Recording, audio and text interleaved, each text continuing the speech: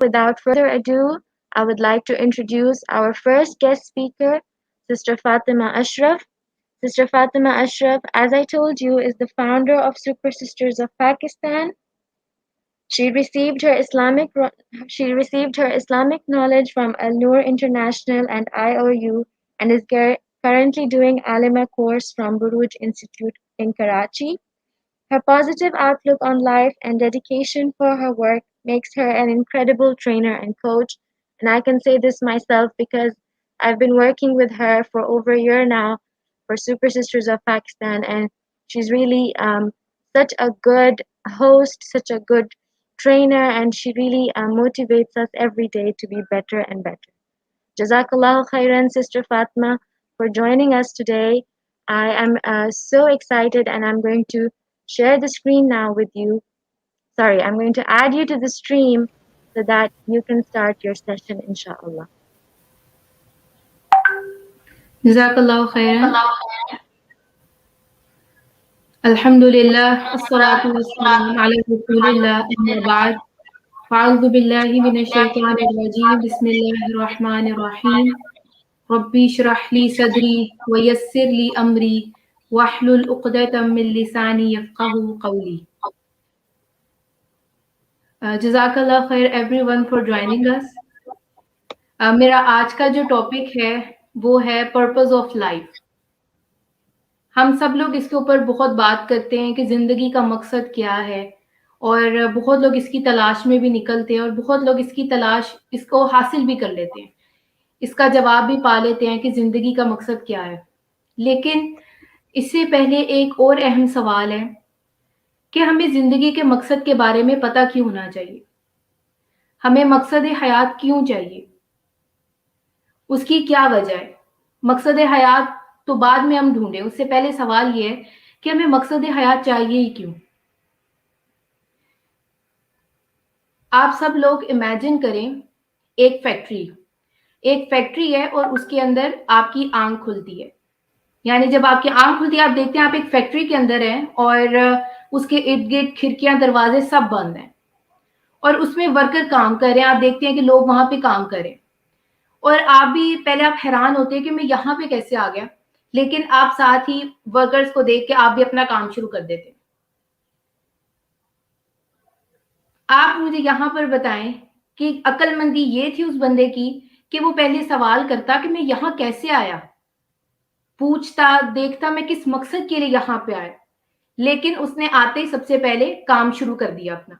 उसने ये नहीं पूछा कि मैं यहाँ क्यों आया हूँ, इधर आने का मकसद क्या था मेरा, मुझे यहाँ कौन लेकर आया. तो सबसे पहले सवाल ये कि हम लोग जिंदगी का मकसद तलाश ही क्यों करें अपना. जैसे उस इंसान ने अपना मकसद तलाश नहीं किया और सिर्फ अपना काम शुरू कर दिया, क्या हम लोग भी इसी तरीके से सिर्फ अब दुनिया में आए हैं तो अब बस हम लोग जिस तरह अल्लाह ताला ने हमें भेज दिया हम लोग बस काम शुरू कर दें, जहां पे भी हमें भेज दिया गया, सेट कर दिया गया, बस वहां पे हम लोग शुरू हो जाए अपना काम करना. अपनी जो हमारी ख्वाहिशात हैं हम उनको फॉलो करते रहें, जो हमारे दिल में आए हम वही करते जाएं. क्या ऐसी जिंदगी हम गुजारें. तो सबसे पहले हम लोगों के लिए सवाल ये है, हम लोग इस दुनिया में आए और हम लोगों ने क्या, एक मेरा आप लोगों से ये सवाल है कि क्या हमने चूज किया था कि हम लोग इस दुनिया में आए.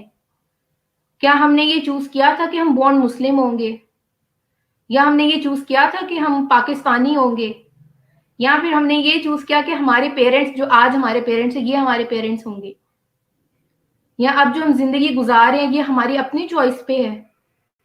तो इन सब का जवाब नहीं में है. हम लोगों ने ये सब चीजें चूज नहीं की, बल्कि ये जब हम पैदा हुए तो ये सारी चीजें हमारे पास पहले से मौजूद थी. हमारा चेहरा कैसा था, हमारी बॉडी कैसी थी, ये कुछ भी हमारी अपनी चॉइस नहीं थी. हम अपनी मर्जी से अपना चेहरा ऐसे नहीं लेकर आए. ये सब कुछ पहले से ही हमें अल्लाह ताला ने इसी तरीके से हमारी तकदीर में लिखा और हमें इसी तरीके से दुनिया में भेज दिया. तो इसका मतलब ये हुआ कि हम लोग फ्री नहीं है, हम लोग स्लेव्स हैं. कोई है जिसने हमें ऐसे बनाया, जिसने हमें हमारे लिए ये मुकद्दर किया कि हम लोग इस घर में पैदा होंगे, इन माँ बाप के बच्चे होंगे और हम बॉर्न मुस्लिम होंगे, हम पाकिस्तानी होंगे, یہ ساری چیزیں جو ہیں یہ پہلے سے ہی ڈیسٹائن تھیں، یہ اللہ تعالیٰ نے پہلے سے تقدیر میں لکھی تھی. تو ہماری چوائس کہاں گئی؟ فریڈم آف چوائس کہاں گئی ہماری؟ اس کا مطلب یہ ہے کہ ہم لوگ فری نہیں ہیں، وی آر سلیوز، ہم غلام ہیں. لیکن یہاں پہ ایک سوال یہ بنتا ہے کہ ہم غلام کس کے ہیں؟ یا تو ہم لوگ اللہ کے غلام ہو سکتے ہیں، یا پھر ہم لوگ اپنے کلچر کے غلام ہو سکتے ہیں، ویسٹ کے غلام ہو سکتے ہیں، میڈیا کے غلام ہو سکتے ہیں. ہم لوگوں نے جس چیز کی غلامی اختیار کی ہے وہ غلامی اللہ کی غلامی نہیں ہے. افسوس کے ساتھ ہم لوگوں نے جس چیز کی غلامی اختیار کی ہے وہ غلامی ہے ویسٹ کی، وہ غلامی ہے میڈیا کی، وہ ہمارے اپنے کلچر کی غلامی ہے.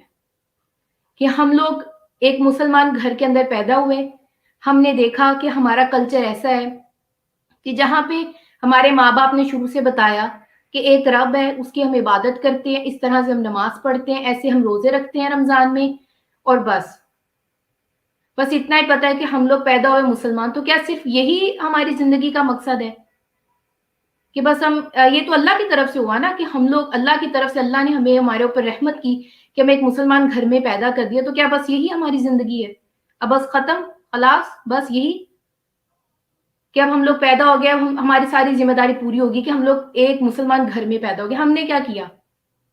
یہ تو اللہ کی طرف سے اللہ کی رحمت ہوئی، ہمارا اس میں کیا رول تھا؟ سوال یہ ہے، ہمارا اس کے اندر بھی کوئی رول نہیں ہے. ایک مسلمان کیا ہوتا ہے؟ مسلمان کا مطلب کیا ہوتا ہے؟ جو مسلم لفظ ہے وہ نکلا ہے سلم سے، یعنی کہ سرنڈر کرنے والا. And surrender to whom؟ Surrender to اللہ سبحانہ و تعالی، اللہ کے آگے سرنڈر کرنے والا. تو جو ایک مسلمان ہے وہ تو بائی ڈیفالٹ اللہ کا سرونٹ ہے. لیکن اگر اب ہم لوگ اپنے آپ کو دیکھیں تو کیا ہمیں کوئی دیکھ کر یہ کہہ سکتا ہے کہ ہم لوگ اللہ کے سرونٹ ہیں؟ کوئی اگر ہمیں دیکھے تو ایسا دیکھنے میں لگتا نہیں ہے کہ ہم اللہ تعالیٰ کے سرونٹ ہیں، کیونکہ ہم اللہ کے علاوہ ہر چیز کے غلام ہیں. اس وقت ہم لوگ ویسٹ کو فالو کرتے ہیں، ہم لوگ میڈیا کو فالو کرتے ہیں، جو ہمیں وہاں نظر آتا ہے ہم اسی چیز کو فالو کرتے ہیں، وہی سب کرتے ہیں. اگر ہمارے دین میں صرف اتنا ہوتا کہ نماز پڑھ لی وہ کافی ہے، روزے رکھ لیے وہ کافی ہے، اپنی عبادات کر لی وہ کافی ہے، اگر ہمارے دین میں صرف ایسے ہوتا تو شاید آج ہم مسلمان نہ ہوتے. کیوں؟ کیونکہ رسول اللہ صلی اللہ علیہ وسلم بھی اس کو آگے نہ پھیلاتے، کیونکہ ان کے لیے بھی صرف اتنا ہی کافی تھا نا کہ وہ صرف اپنی نمازیں پڑھتے، اپنی عبادات کرتے، اپنے روزے رکھتے اور بس. پھر تو ہم تک دین آتا ہی نہ، صحابہ تک دین نہ جاتا، اس سے آگے دین نہ پھیلتا، دین تو وہیں پر رک جاتا. اگر دین ہم تک پہنچا ہے تو یہ اس وجہ سے پہنچا ہے کہ نبی صلی اللہ علیہ وسلم نے اپنے کلچر کو فالو نہیں کیا تھا، نبی صلی اللہ علیہ وسلم نے اس وقت کے لوگوں کو فالو نہیں کیا. اللہ تعالیٰ نے نبی صلی اللہ علیہ وسلم کو حکم دیا، بعد اعوذ باللہ من الشیطان الرجیم، یا ایھا المدثر قم فانذر وربک فکبر، اے چادر اوڑھنے والے اٹھو اور ڈراؤ. یہ اللہ تعالیٰ کا یہ حکم ہے، اپنے رب کی بڑائی بیان کرو. یہ رسول اللہ صلی اللہ علیہ وسلم کو حکم ملا، یہ حکم ملا تو ہم تک ہمارا دین پہنچا. رسول اللہ صلی اللہ علیہ وسلم نے اس دین کو پہنچانے کے لیے اتنی مشکلات اٹھائیں کہ ہم تک دین پہنچ جائے. صحابہ نے مشکلات اٹھائیں، یہاں تک کہ نعوذ باللہ نبی صلی اللہ علیہ وسلم کو مجنون کہا گیا، شاعر کہا گیا، نبی صلی اللہ علیہ وسلم کو پتھر مارے گئے. تو کیا صرف یہ اس لیے تھا کہ ہم لوگ آج جس طرح کے مسلمان ہیں ویسے مسلمان ہوتے؟ یعنی کہ صرف اپنی عبادت کے حد تک، وہ بھی اب بہت کم لوگ ہیں جو صرف عبادت کرتے ہیں. اب تو زیادہ تر ہم لوگ صرف جمعہ پڑھ لینے کو کافی سمجھتے ہیں کہ جمعہ ہم نے پڑھا ہے ہفتے میں آج، اور وہ بھی ہماری بڑی اچیومنٹ ہوتی ہے. تو کیا اس لیے نبی صلی اللہ علیہ وسلم نے اتنی مشکلات اٹھائی تھی تاکہ ہم لوگ آج یہ سب کرتے؟ اور آج ہماری جو حالت ہے، جو ہم زوال میں ہیں، اس کی وجہ ہی یہی ہے کہ ہم لوگوں نے جو نبی صلی اللہ علیہ وسلم دین لے کر آئے تھے ہم نے اس کو چھوڑ دیا. نبی صلی اللہ علیہ وسلم نے تو ہمیں اللہ کا غلام بنایا تھا، لیکن ہم لوگوں نے وہ غلامی چھوڑ کے باقی سب کی غلامی کی، اور ہم نے اللہ کی غلامی چھوڑ دی. ہم نے ویسٹ کو فالو کیا، ہم نے کہا کہ ویسٹ سکسیسفل ہے اس ٹائم تو اس کو فالو کرو، ہمیں ایسی سکسیس ملے گی. لیکن افسوس کے ساتھ ویسٹ تو سکسیسفل ہے، لیکن اس کو فالو کرتے ہوئے ہم لوگ ڈوب گئے، امت مسلمہ ڈوب گئی. امت مسلمہ اس لیول تک کبھی نہیں پہنچ سکی. کیوں؟ کیونکہ انہوں نے اس چیز کو اپناتے اپناتے اللہ کی غلامی چھوڑ دی. ہر وہ طریقہ ہم لوگوں نے پکڑا جس سے ہم لوگ ویسٹ کو فالو کر سکیں، ان کے طریقے پہ چل سکیں، ان کے ٹرینڈز کو فالو کر سکیں. اور ہر طرح سے ہم نے ان سب چیزوں کو چھوڑ دیا جو اللہ تعالیٰ نے ہمیں دی تھی. اللہ کی غلامی ہم نے کرنی تھی. ہمارا تو نام ہی یہ ہے، ہم تو نام سے یہ پہچانے جاتے ہیں کہ جو سرنڈر کرتے اپنے رب کے آگے. لیکن ہم لوگوں نے غلامی کچھ اور چیزوں کی اختیار کی ہے. اسی وجہ سے آج ہم لوگ زوال کا شکار ہیں. اسی لیے آج مسلمہ امت جو ہے وہ سوئی ہوئی ہے. اس لیے آج ہم لوگوں کا یہ حال ہے.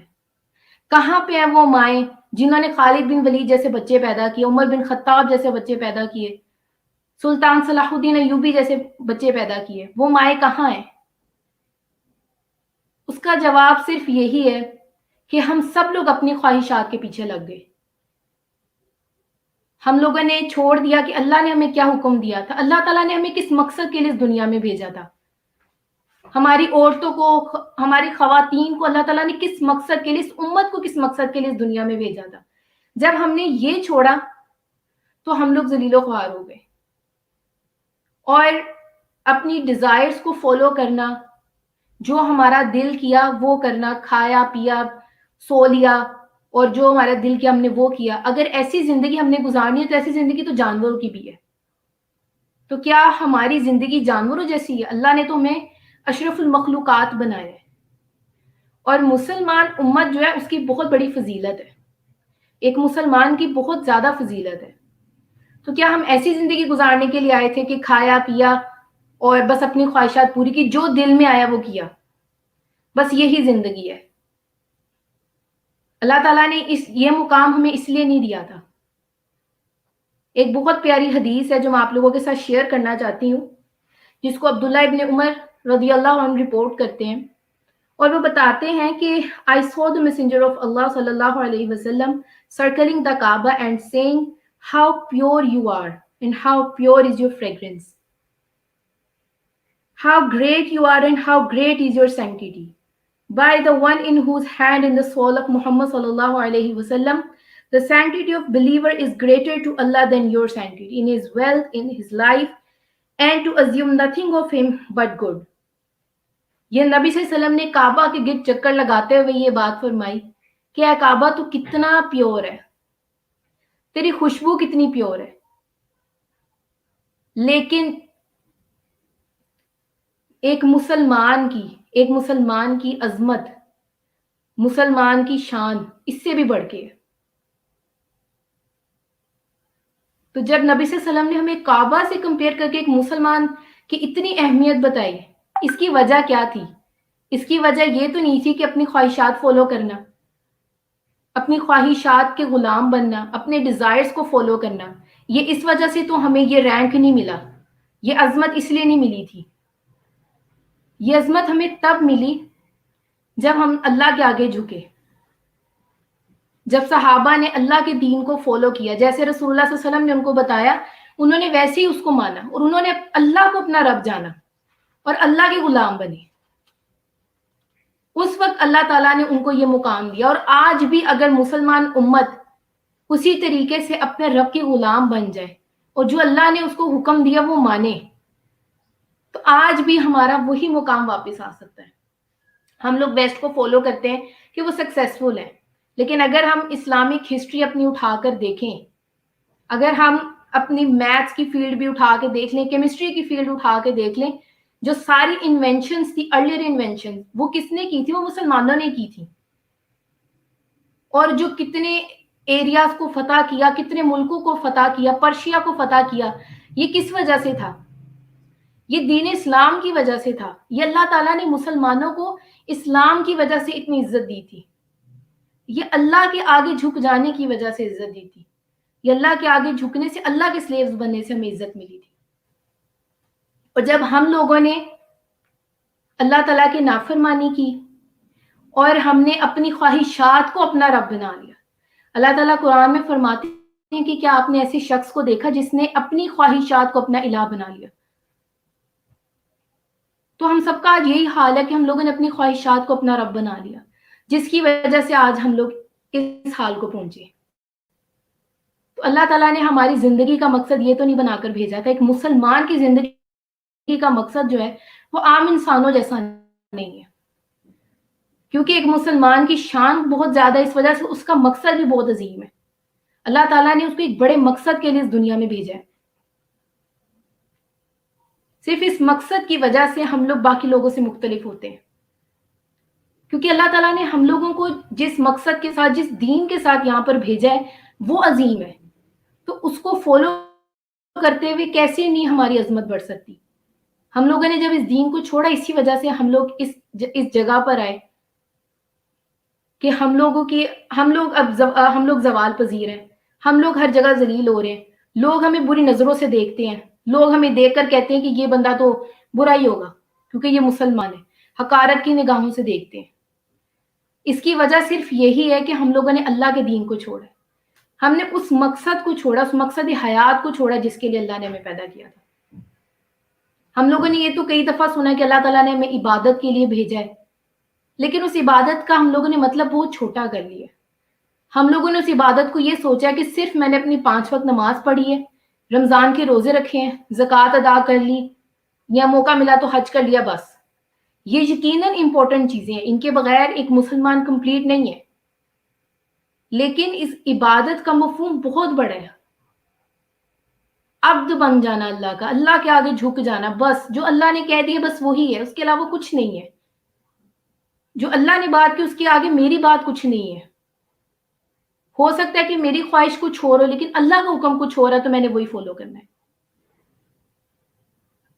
امام ابن قیم رحمہ اللہ ہمارے اسلاف میں سے ہیں، ایک ان کا بڑا خوبصورت کوٹ ہے جو میں آپ لوگوں کے ساتھ شیئر کرنا چاہتی ہوں۔ وہ فرماتے ہیں "Verily for everything that a slave loses there is a substitute, but the one who loses Allah will never find anything to replace him." ہر چیز دنیا میں، کوئی بھی چیز ہم سے کھو جائے، کوئی انسان ہم سے دور چلا جائے، اس انسان کو ہر چیز کو ریپلیس کرنے کے لیے کوئی چیز ضرور موجود ہے اس دنیا میں، لیکن جس شخص نے اللہ کو کھو دیا نا، اس کی ریپلیسمنٹ کوئی نہیں ہے، اللہ کی ریپلیسمنٹ کوئی نہیں ہے۔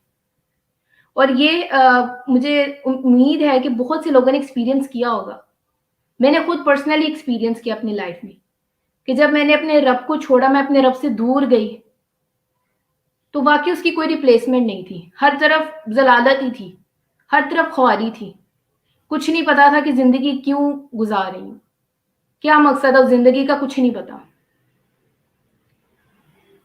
اللہ تعالیٰ عزت بھی اسی سے ہی دیتے ہیں، اس دین کی وجہ سے ہمیں عزت ملی ہے۔ جیسے حضرت عمر بن خطاب کا ایک قول ہے نا کہ یہ جو عزت ہے یہ ہمیں اسلام نے دی ہے،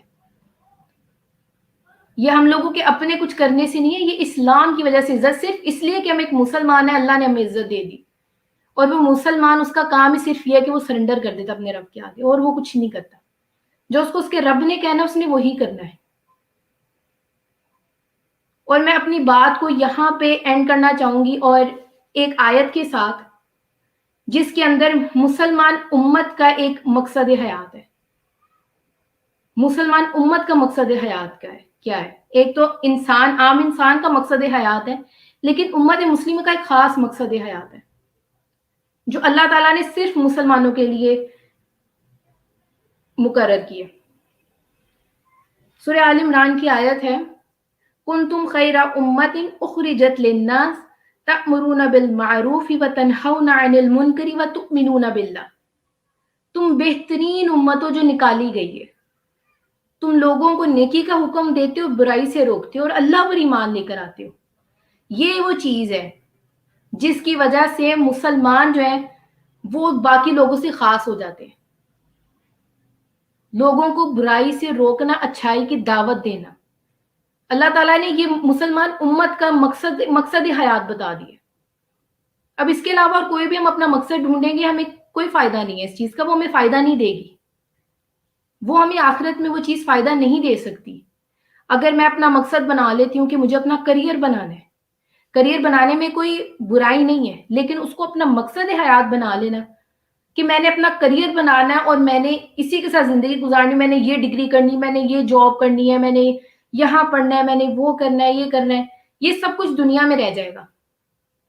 اصل بات یہ ہے کہ ادھر جو ہم نے جو اگلی زندگی ہے اس کے لیے ہم لوگوں نے کیا اکٹھا کیا.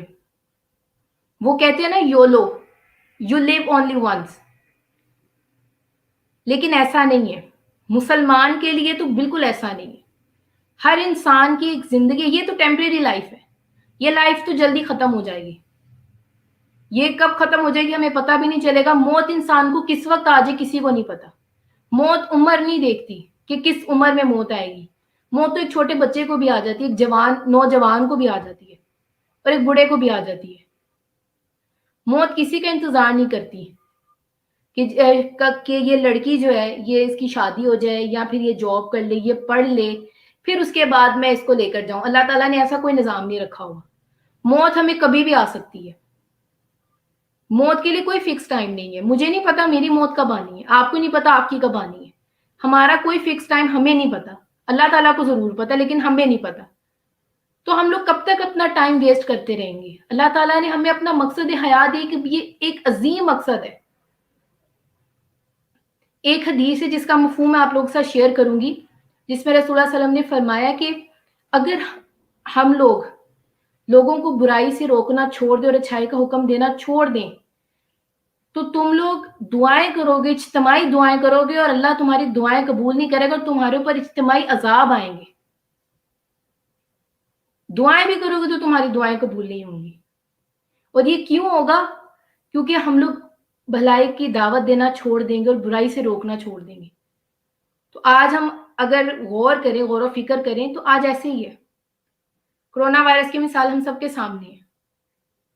ہم لوگ دعائیں بھی کر رہے ہیں، اجتماعی دعائیں ہو رہی ہیں جماعت کے ساتھ، حرم میں دعائیں ہو رہی ہیں، لیکن وہ دعائیں قبول نہیں ہو رہی کیونکہ امت مسلمہ نے اپنا مقصد حیات چھوڑ دی ہے. جو آج کی یوتھ ہے، جو آج کا نوجوان ہے، وہ اپنی زندگی ویسٹ کر رہا ہے. وہ یا تو اپنا کریئر بنانے کے لیے لگا ہوا ہے یا پھر وہ سوشل میڈیا پہ اپنا ٹائم ویسٹ کر رہا ہے، ٹک ٹاکس بنا رہا ہے. وہ صرف اپنا ٹائم ویسٹ کر رہا ہے. اس کو نہیں پتا کہ اللہ تعالیٰ نے اس کو ایک بڑے مقصد کے لیے بھیجا تھا. وہ تو بہت خاص ہے. ایک مسلمان بہت خاص ہے، وہ عام انسان نہیں ہے. اللہ تعالیٰ نے اس کو بڑی عظمت کے ساتھ پیدا کیا ہے. جس طرح ہم نے پیچھے ایک حدیث دیکھی، اتنی خوبصورت حدیث تھی کہ کعبہ سے بڑھ کے شان ہے مسلمان کی. تو پھر ہم کیسے اپنے آپ کو ڈیگریڈ کر لیتے ہیں جب ہم اللہ کے دین کو چھوڑ دیتے ہیں؟ یقین جانے کہ عزت صرف اور صرف اللہ کے دین میں. اور جب تک ہم یہ ذمہ داری نہیں لیں گے، ہم سب لوگ یہ ذمہ داری نہیں لیں گے کہ ہم لوگ اللہ کے دین کو آگے پہنچائیں، تو ہم لوگ کبھی بھی وہ عزت نہیں پا سکتے اللہ کے ہاں. ہم لوگ ہمیشہ اسی زوال میں رہیں گے. میں اپنی بات کو انشاءاللہ یہاں پہ اینڈ کروں گی، اور مجھے امید ہے انشاءاللہ جو باتیں ہم لوگوں نے آج کی ہیں وہ ہماری زندگی میں ایک اثر لے کے آئے گا. اور اللہ تعالیٰ سے دعا ہے کہ اللہ تعالیٰ ہمیں توفیق دیں کہ ہم لوگ اپنی زندگیوں کو ایسی بنائیں جو اللہ تعالیٰ کو پسند ہے. سبحانک اللہم و بحمدک، نشہد لا الہ الا انت، نستغفرک و نتوب الیک. السلام علیکم ورحمۃ اللہ وبرکاتہ. جزاک اللہ خیرن کثیرن سسٹر فاطمہ، آپ نے اتنے جوش سے ہمارا سیشن سٹارٹ کیا اور ہمیں وہ چیزیں یاد کروائیں جو ہمیں کافی بھولی ہوئی تھی. بے شک اللہ سبحانہ تعالی از our creator, our savior, and he is the one who will guide us. اللہ سبحانہ تعالی ہمیں گائیڈ کرے اور ہمیں وہ وزڈم دے کہ ہم واپس اپنے آپ کو صحیح راستے پہ چلائیں، اور جو چیزیں ہم کر رہے ہیں، جو چیزیں ہم کرتے ہیں to distract ourselves، وہ چیزیں ہم بإذن اللہ چھوڑ دیں.